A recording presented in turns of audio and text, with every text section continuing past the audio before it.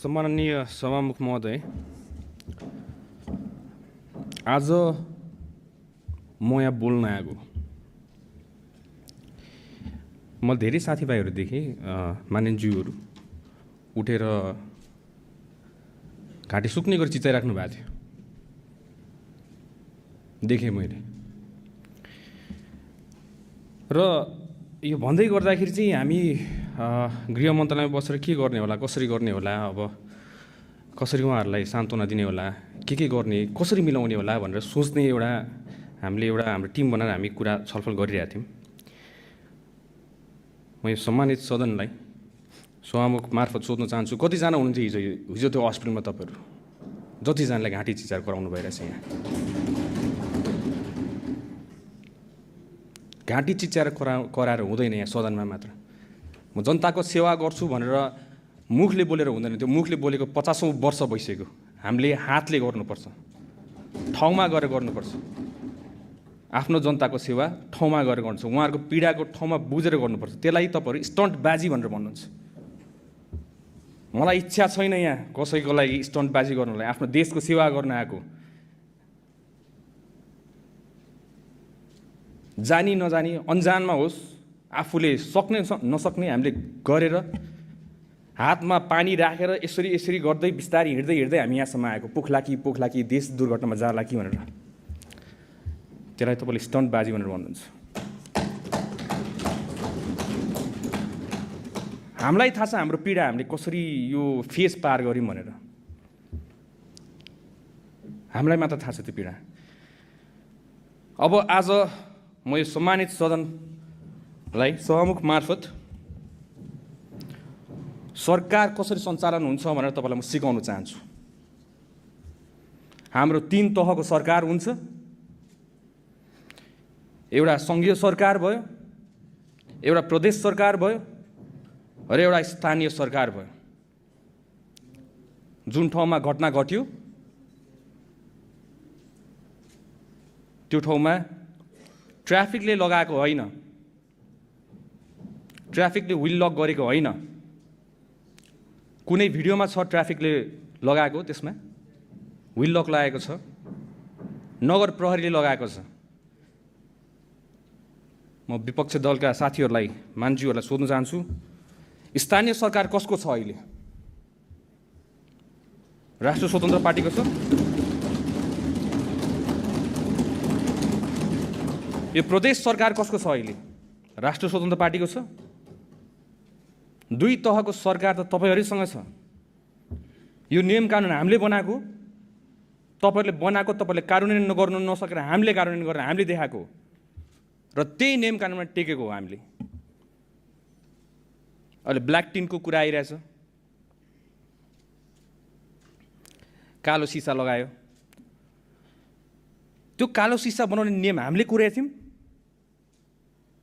तपाईँहरूले कुर्नु भएको। त्यसलाई हामीले पालना मात्र गराएको। कति कुराहरू तपाईँहरूले जानेर अबुझ गर्नुभएको। किन म धेरै भएँ मैले सहेको। अब यो सम्मानित सदनलाई एउटा रेस्पेक्टेड भ्यू पोइन्टबाट हेर्नुपर्छ। यसमा अलि आफूले बोल्दाखेरि एकदम मर्यादा राखेर बोल्नुपर्छ, तर घुटकन भइसक्यो। गाह्रो हुन्छ कहिले कहिले तपाईँको यसरी हेर्दाखेरि के आफ्नो देश राम्रो होला भनेर हामीहरू सबै युवाहरू एउटा आशाले लडेका थियौँ। र आज आएर विपक्ष दलका साथीहरू, जतिजना मित्रहरू हुनुहुन्छ, जतिजना राजनीतिज्ञहरू हुनुहुन्छ, देश चलाएर 50औं वर्ष राज गरेका माननीयज्यूहरूबाट हामीले सिक्नुपर्नेमा आज हामीले यस्तो कुरा देख्नु पाइरहेछौँ। हामीले तपाईँहरूबाट सिक्नुपर्ने होइन र? तपाईँहरूको गल्तीले हामीले सिक्नुपर्ने होइन र? हामी अगाडि बढ्नुपर्ने होइन र? यो देश त तपाईँको पनि हो। हाम्रो बहुमतको सरकार होला, तर यो देश तपाईँको पनि हो। तपाईँलाई पनि जनताले जिताएरै पठाएको। मलाई अचम्म लाग्छ, आज आफ्नो यहाँ पीडा यसरी गरेर पोख्नु पर्दाखेरि एउटा मन्त्रीको हैसियतले, एउटा नागरिकको लागि हामीले हिजो रातभरि खट्यौँ। म यत्तिकै यो आँसु झरेँ किनभने आफूले अथाक प्रयास गर्दा गर्दा पनि नहुँदाखेरि त्यो चित्तै नबुझ्ने रहेछ।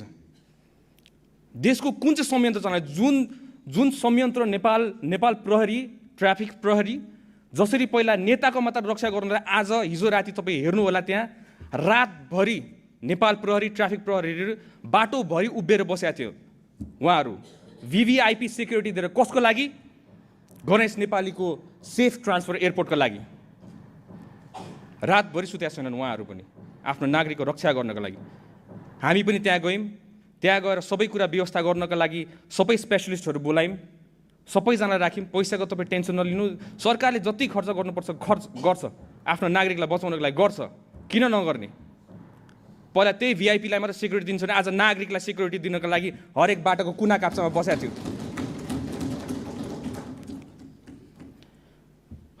तर त्यतिखेरको कन्डिसन तपाईँलाई थाहा छैन। किन थाहा छैन? किन तपाईँ त्यहाँ पुगेकै छैन। डक्टरसँग कन्सल्ट गर्नु पऱ्यो, कुरा गर्नु पऱ्यो। डक्टरहरू हामीले उता इन्डियन साइडलाई पनि हामीले पर्मिसन लिनु पऱ्यो। राति परिसकेको थियो, पर्मिसन लिन परराष्ट्रलाई हामी परराष्ट्र मन्त्री उठ्नुभयो, परराष्ट्र सचिव उठ्नुभयो, इन्डियन एम्बेसीसँग कोअर्डिनेसन गर्नुभयो। इन्डियन एम्बेसीसँग कोअर्डिनेसन गरेपछि उताको एम्सको टिमलाई रेडी गर्नु पऱ्यो। उतापट्टि आउँदाखेरि फेरि यताबाट एयरप्लेनले हाम्रो एयर एम्बुलेन्स स्ट्यान्ड बाईमा राख्यौँ हामीले। म आफै गएर त्यहाँ निरीक्षण गरेँ, किनभने हाम्रो डोमेस्टिक एयरपोर्ट जाने बाटोमा चाहिँ तपाईँको त्यो पिच भएको छैन। त्यो गल्ती हामीले लिनुपर्ने, पिच नभएको। त्यतिखेर हाम्रो गणेश नेपाली त्यही एम्बुलेन्समा जाँदाखेरि हल्लिएर केही होला कि भनेर डर लागेर मैले राति नै एयरपोर्टमा गएर 10 नम्बर बेमा लिएर आउनुपर्छ तपाईँहरूले, यतापट्टि सजिलो हुन्छ भनेर हामीले भनेर आएको छौँ। र राति एयरपोर्टमा आफै गएको त्यसलाई स्टन्टबाजी भनेर भन्नुहुन्छ भने यस्तो स्टन्टबाजी सबैजनाकोबाट चाहियो आफ्नो नागरिकलाई सेवा गर्नलाई।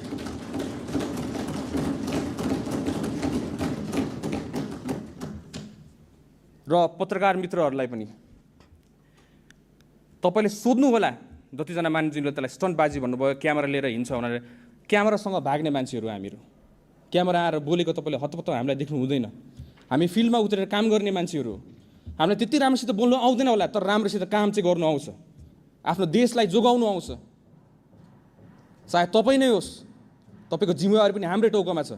हामीले नै त्यो जिम्मेवारी निर्वाह गरेर हामी तपाईँको सुरक्षाको लागि हामी खटिरहेछौँ। हामीले कहिले पनि भनेको छैनौँ कुनै दल, कुनै पार्टी भनेर हामीले छुट्याएको छैनौँ यहाँ। तर पहिला के हुन्थ्यो, हामी पहिला बस्दाखेरि एउटा नागरिक भएर हेर्दाखेरि के हुन्थ्यो, यताबाट एकजना उफ्रिनुहुन्थ्यो, उताबाट अर्कोजना उफ्रिनुहुन्थ्यो, दिनभरि त्यो ड्रामा हुन्थ्यो हाम्रोबाट यहाँ। तर अब हामी नसुध्रेर कहिले सुध्रिने? त्यही भएर हामीले हिजो अथाक प्रयास गरेको, प्लेन श्री एयरलाइन्स रेडी गरेको, पर्मिसनहरू लिनुपर्छ लिएकै हो। तर डक्टर्सहरूले स्टेबल राख्नु पऱ्यो, पेसेन्टलाई स्टेबल्ली ट्रान्सफर गर्नु पऱ्यो। अब उहाँको ब्लड प्रेसरै लो भइसकेको थियो। ब्लड प्रेसर लो भएको टाइममा हामीले उहाँलाई लाँदै गर्दाखेरि केही गरी घटना घटिहाल्यो भने त हामीले त बचाउने उद्देश्यले गरिरहेको हो नि त। डक्टर्सहरूको रेकमेन्डेसन त बुझ्नु पऱ्यो। अब यहाँ आएर सबैजना एक्सपर्ट भइसकेका छन्, सबैजना डक्टर्स भइसकेका छन्। त्यहाँ डक्टर्स एक्सपर्ट्सहरू, नेपालको विज्ञ डक्टर्सहरू सबै हामीले राखेको थियौँ त्यतिखेर। कुनै हालतमा बचाउनु पऱ्यो हामीले भनेर भने त। तर त्यही पनि त्यो जिम्मेवारी कसको थियो? स्थानीय तह त। स्थानीय तहको सरकार कसको छ अहिले नेपाल, अहिले काठमाडौँमा? तपाईँहरू आफै भन्नुहोस्, स्थानीय सरकार कसको? विल लक लगाएको कसले? हामीले भनिराख्नु पर्ने, अनि त्यो दोष पनि हामीले भोग्नुपर्ने। हामीले आफ्नो जिम्मेवारी निभाउँछौँ, जोसुकैले गरेको होस्। आफूले अघि बढ्नुपर्छ, त्यसमा दोष लाउनु हामीलाई छैन। आफूले गर्नुपर्ने कर्तव्य, राज्यले गर्नुपर्ने कर्तव्य त यही त हो त। आफ्नो नागरिकलाई जसरी भए पनि बचाउनु पर्ने गर्छौँ। 3 रात सुत्नु नपरोस्, 4 रात सुत्नु नपरोस्, हामी सुत्दिनौँ। आफ्नो नागरिकलाई बचाउँछौँ, हामी प्रयास गरेकै हो मान्छेहरू। र अहिले आउँदाखेरि आफ्नै साथीभाइहरू, मान्छेहरू जो अगाडि एउटा बोल्नुहुन्छ, पछाडि अर्कै बोल्नुहुन्छ, चित्त बुझ्दैन रहेछ यो। अगाडि जसरी बोल्नु भएको छ त्यसरी नै पछाडि बोल्नु पर्यो। अगाडि आउनुहुन्छ मान्छेहरूले एकदम ल भन्दै घुलमिल गरेर बोल्नुहुन्छ, पछाडि गरेर के गरेर बोल्नु भएको थियो? सदनमा जे बोल्नुहुन्छ त्यसै गरी हामीलाई बाहिर पनि ट्रिट गर्नु, अनि पो हामीलाई थाहा हुन्छ त। यो हामीलाई मन पर्दैन, यो पर्दा पछाडिको खेल। त्यही भएर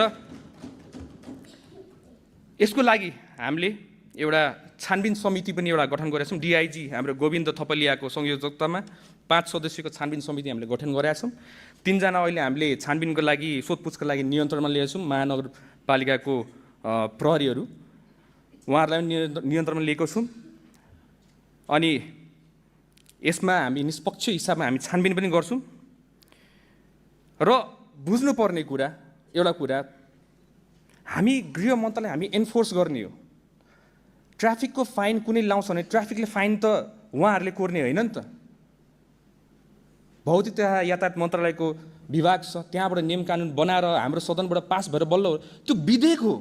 तपाईँहरूलाई सिकाउनु पर्ने मैले जो भर्खरै राजनीतिमा आएको छ त्यो विधेयक हो भनेर।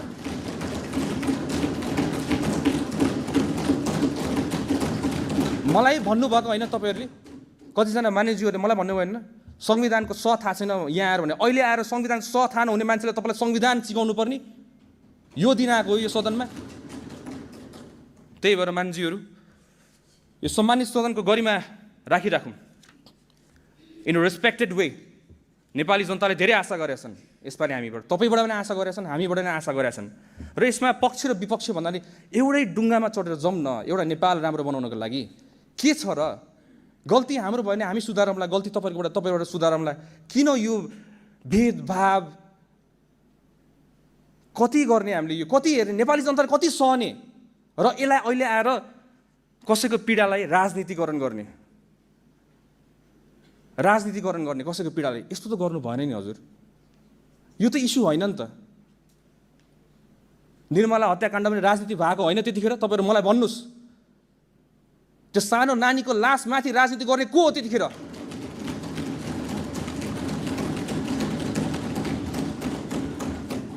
त्यही भएर यसमा हामीले गर्नुपर्ने हाम्रो आफ्नो दायित्व, नेपाल सरकारको तर्फबाट दायित्व हामीले 1 इन्च पनि हामी छोड्दिनौँ। हाम्रो आफ्नो कर्तव्य पुरै गर्छौँ र नचाहँदै पनि आफ्नो अथक प्रयासपछि पनि आज हाम्रो गणेश नेपाली भाइले आज हामी माझ हुनुहुन्न। म बुझ्छु यो कुरा, तपाईँहरूको प्रश्नहरू म बुझ्छु, तपाईँहरूको धेरै क्वेसन्सहरू छ, तर हामी त्यहाँ हुँदै गर्दा हामीले आफ्नो बेस्ट दिएको। विश्वास गर्नुहोस्, मलाई ढाँट्नु आउँदैन। म पहिलादेखि भन्छु मलाई ढाँट्नु आउँदैन, मलाई ढाँट्नु मन लाग्दैन। र अहिले यस्तो गरिमामय सदनलाई मैले ढाँट्दाखेरि मलाई पाप लाग्छ। मैले सारा नेपाली जनतालाई ढाँटिरहेको हुन्छु। म यस्तो ढाँट्नु मलाई मन लाग्दैन। जे हो यही हो रे यथार्थ। तपाईँले मिडियाकर्मी साथीहरूलाई सोध्नु होला, कहिले मैले बोलाएको छु मिडियाकर्मी साथीलाई मलाई आएर घेरेर बस भनेर? कहिले भनेको छु मैले? उहाँहरूले आफ्नो कर्तव्य निर्वाह गर्नलाई धेरैवटा प्रश्न गर्नुहुन्छ, त्यही पनि मैले प्रश्न उत्तर नदिकन आफ्नो काममा सुरु हिँड्छु। कति कुरा मैले चिप्लेर बोली, किन सदनमा हेर्दै गर्नुहोस् न। म यहाँ उभिने बित्तिकै सबैजना कसरी हेर्नुहुन्छ, अब सुदन गुरुङले गृहमन्त्रीले केही चिप्ल्याउँछ र त्यसलाई भाइरल बनाउँला भनेर बुझिरहेको हुन्छ। त्यो हो तरिका। तर त्यही पनि कतिजना मानिसज्यूहरू विपक्षी मानिसज्यू भए पनि मलाई माया गर्नुहुन्छ। मैले देखाएको छु हाम्रै मानिसज्यूहरू धेरै माया गर्नुहुन्छ। कति गलत गर्ला कि हामीले सच्याइदिनुपर्छ मलाई सम्झाइ पनि राख्नुहुन्छ। त्यसमा म एकदमै आभारी छु। I'm very happy. I'm more than happy. म एउटा जेनेरेसनलाई रिप्रेजेन्ट गर्छु, एउटा युथलाई रिप्रेजेन्ट गर्छु, एउटा नयाँ पुस्तालाई रिप्रेजेन्ट गरेर हामीहरू आइरहेको छौँ। र त्यो पुस्ताको इज्जत धान्ने कर्तव्य मेरो, र म त्यो पुस्ताको इज्जत फाल्न नदिनको लागि म हर कदम प्रयास गर्छु। तपाईँहरूको नि इज्जत नफाल्नको लागि विदेशमा गएर म तपाईँहरूको इज्जत पनि धान्नलाई म हर कदम प्रयास गर्छु। चाहे तपाईँ काङ्ग्रेस होस्, चाहे तपाईँ एमाले होस्, तपाईँ माओवादी होस्, हामीलाई त्यस्तो सरकार छन्। तपाईँ एउटा नेपाली हो मेरो लागि, तपाईँ मेरो दाजु हो, मेरो भाइ हो। सारा संसारमा सारा ठाउँमा मैले भनिसकेको छु यो कुरा। त्यही भएर कतिपय प्रश्नहरू गर्दाखेरि हेलिकप्टरको विषय उठाउनु भयो। समय मध्य मलाई अलिकति समय दिनु होला है। धेरै कुरा मलाई भन्नु मन लागिरहेछ आज यो हेलीको विषयमा। अब धेरैजना मानिसहरूले उठाउनु भयो हेली। हाम्रो त्यो हेली पानीमा खोलामा गाडी छिरो हेली किन गएन? We need to work smart. हामी यो जेनेरेसनको मान्छे, हामीसँग ड्रोन छ र हेली तपाईँ आफै, म तपाईँलाई प्र्याक्टिकल्ली आज म भन्छु, त्यो ठाउँमा हेली त्यत्रो माथि उड्दाखेरि मुनिको बगिरहेको देखिन्थ्यो होला। हेली जाँदाखेरि गाडी मुनि छिरिसक्यो, खोलामा गइसकेको। म फर्स्टमा अपडेट डिजास्टरको बारेमा म 10 इयर्स एक्सपिरियन्स छ, मैले बुझ्छु के भयो भने तुरुन्त आत्तेर फोन गर्छु म। त्यतिखेर बुझ्दै गर्दाखेरि पानीभित्र छिरिसकेको अवस्था थियो र एकजना व्यक्ति त्यहाँ अड्किराख्नु भएको अवस्था, उहाँको लास्ट कन्डिसनमा थियो। हेलीले उद्धार गर्नलाई तपाईँको सर्टन चिजहरू चाहिन्छ त्यसमा। र त्यो मुनि गएर खोज्नु मिल्दैन, त्यसमा ड्रोन चाहिन्छ। ड्रोन भयो भने तपाईँको मुनि गएर हामीले चाहिँ मजासित कहाँ सकेको छ भने खोज्नुपर्छ। सशस्त्र प्रहरी बलको हाम्रो यहाँ के भन्छ कुरिङटारको होल टोली जानुभएको छ त्यहाँ, र त्यहाँ हेली चाहियो। हेली आएर उद्धार हुने होइन, स्मार्ट वेमा गर्नुपर्छ हामीले हेलीको यो। किन त्यो पैसा त हेलीको पैसा त तपाईँको पनि हो। अब कतिजनाले मलाई फोन गर्नुहुन्छ, यहाँ एकदम अर्जेन्ट भयो हेली उडाउनु पऱ्यो, एकदम अर्जेन्ट भयो हेली उडाउनु पऱ्यो। किन? अब सवारी दुर्घटना भएको छ, हामी बुझ्छौँ त्यो संवेदनशील पनि, त्यसको विषय हामी बुझ्छौँ, वी अन्डरस्ट्यान्ड। तर सोच्नुहोस् त, हामीले त्यो पूर्वाधारलाई विकास गर्दै जाने होला नि त हामीले त। अब त यो हेली पनि एउटा के रहेछ, सान रहेछ क्या। मैले हेली उडाउनु सकेँ भन्ने टाइपको एउटा भोटरहरूलाई दिने एउटा त्यो एउटा के भन्नुमा एउटा भोटिङ एउटा त्यो जस्तो कि, त्यस्तो नगरौँ। राज्यको पैसा हो, त्यसलाई दोहन हुनु नदिउँ। सकेसम्म परिस्थिति अवस्थाले माग्यो भने हामीले गर्ने हो, तर अवस्थाले नमागेको कन्डिसनमा हामीले गर्नु हुँदैन। त्यो तपाईँकै पैसा हो। फेरि तपाईँहरूले प्रश्न गर्नुहुन्छ हेली किन उडाएको, त्यही भएर त्यसलाई पनि सबै मानिसज्यूहरूलाई म हार्दिक अनुरोध गर्न चाहन्छु, यसमा एकदम संवेदनशील हुँदैन। राज्यको पैसा हो, हामीले हाम्रै पैसा भनेर लिनुपर्छ त्यसलाई। अब विषयवस्तु त यति जस्तो लाग्छ मलाई। गृह मन्त्रालयले एन्फोर्स गर्ने हो यो कुरा, म एक्चुअली प्रष्टै पार्न चाहन्छु। ट्राफिकले जरिमाना उहाँले चाहेर कोर्नु हुँदैन, उहाँले चाहेर चिट कोर्नु हुँदैन। त्यो जरिमाना कति हुन्छ के हुन्छ भनेर तपाईँको नियम कानुनमा अलरेडी छ। त्यो नियम कानुन तपाईँहरूकै सरकार, तपाईँहरूकै नेतृत्वले बनाएको कुरा हो। र अहिले त्यो भनेको विधेयक मात्रै हो, पास भइसकेका छैन। पासै नभएको विषयलाई प्रचारबाजी गरेर एकजना मानिसले भनेर सरकारलाई कति हो लाउनुपर्छ, एकदम गुड आइडिया। सरकारले काम गरेन र सरकारलाई पनि लाउनुपर्छ, एकदम राम्रो आइडिया। तर प्रश्न पनि पारिदिनु पऱ्यो होला नि जनतालाई। यो त विधेयक मात्रै हो, पास त भएको छैन। यसमा छलफल हुन्छ, तपाईँहरूको राय सुझाव हुन्छ, तपाईँहरूले आफ्नो ओपिनियन भन्नुहुन्छ, यो भएन भनेर तपाईँहरूले पनि कराउनुहुन्छ, उठ्नु होला, संसद अवरोध गर्नु होला। हामी पनि आफ्नो जनतालाई दुःखमा देख्न चाहन्छौँ होला त। हामी तपाईँको आँसु हेर्नु सक्दैनौँ। यस्तो हो अहिलेको सरकार, तपाईँ विपक्षी होस्, तपाईँको पनि आँसु हेर्नु सक्दैनौँ हामीले। त्यही भएर यो सम्मानित सदनलाई सभामुख ज्यू मार्फत मेरोबाट भुलचुक भएमा, मेरो शब्द चयनहरूमा नमिलेमा, मेरो इन्टेन्सन चाहिँ कहिले गलत छैन हजुर। 5 इयर्समा 5 वर्षको कार्यकाल हो। 5 वर्षको कार्यकालमा मैले भनिरहेको छु, मेरो शब्द चयन एकदम राम्रो हुनेवाला छ। तपाईँले मलाई 6 महिनाको कार्यकालमा देख्नु भइरहेछ अहिले सदनमा उभिँदै गर्दाखेरि मेरो शब्द चयनहरू धेरै मिलिसकेको छ। र शब्द होइन, यसमा तपाईँको ढाका टोपी र दौरा सुरुवाल लागेको यो सदनमा कैयौँ बसिसकेका थिएँ, तर देश बेच्नलाई होइन। तपाईँ जे लाउनु तपाईँको पहिरनसँग नहोस्, तपाईँको इमान्दारिता, आफ्नो देशप्रतिको एउटा माया, एउटा पेट्रियोटिक मान्छे हुनुपर्छ जस्तो लाग्छ मलाई चाहिँ। आज यो देशलाई केही पर्दाखेरि ल भन्नुहोस्, सुदन गुरुङलाई राखेर यो देश बच्छ भने सुदन गुरुङलाई गोली ठोक्नुपर्छ भने फर्स्टमा सुदन गुरुङ नै आउँछ तपाईँहरू सबैजनालाई बचाउनको लागि। यो देश बाँच्छ भने मैले सुनिरहेको छु 24 गते सुन्दा 8-9 महिनामा 24 गते बच्चा मरेको छ। तपाईँहरूलाई 24 गतेको पिर,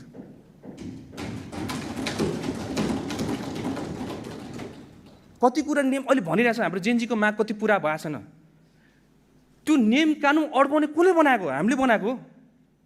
पुरानो नियम कानुनमा टेकेर गरेन फेरि भ्रष्टाचारको मुद्दा लाउने, फेरि त्यही प्रतिपक्षको साथीहरू मानिसहरू होला, फेरि भ्रष्टाचार भयो भनेर भन्नु होला, त्यहाँ कसैलाई न्याय दिँदै गर्दाखेरि त्यो पनि विचार गरेर गर्नु पर्यो हामीले त।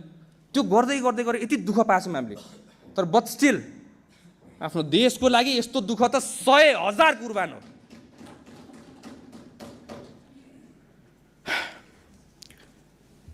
हुन्छ महोदय, यो सम्मानित सदनलाई भयो होला मेरोबाट गल्ती, कति कुरा अलि जानी नजानी भयो होला, म त्यसको लागि नि माफ माग्न चाहन्छु। मेरो शब्द चयनले कसैलाई घोच्यो होला, त्यसमा नि माफ माग्न चाहन्छु। तर हाम्रो सरकारको इरादा नेक छ, मेरो इरादा पनि नेक छ। हामीहरूलाई देश राम्रो होस्, त्यो बाहेक हाम्रो केही चाहिँदैन। हजुर आएर बसे पनि केही फरक पर्दैन हजुर। देश राम्रो होस्, देश जोगोस्। देश रहे त हामी रहन्छौँ, नत्र हामी त किन रहन्छौँ र? देशलाई त अब त जोगाउनै पर्ने होला नि त। तपाईँहरू बल्ल बल्ल यत्रो दुःख गरेर तपाईँहरू नि यत्रो चुनाव लडेर आउनु भएको छ। त्यही भएर म सम्पूर्ण मानिसज्यूहरूलाई एउटा नागरिक तहको एउटा भुइँ मान्छेको तहबाट म हजुरलाई आग्रह गर्न चाहन्छु, हाम्रो देश बचाउनलाई र बनाउनलाई सहकार्य गरेर जाउँ, एकअर्काको खुट्टा तानेर नजाउँ, एकअर्कालाई सम्झाइ बुझाइ गरेर जाउँ। हाम्रोबाट गल्ती कमी कमजोरी छ भने सम्झाएर जाउँ, बुझाएर जाउँ, मिलेर जाउँ र देशलाई एउटा निकास दिउँ। धेरै धेरै धन्यवाद।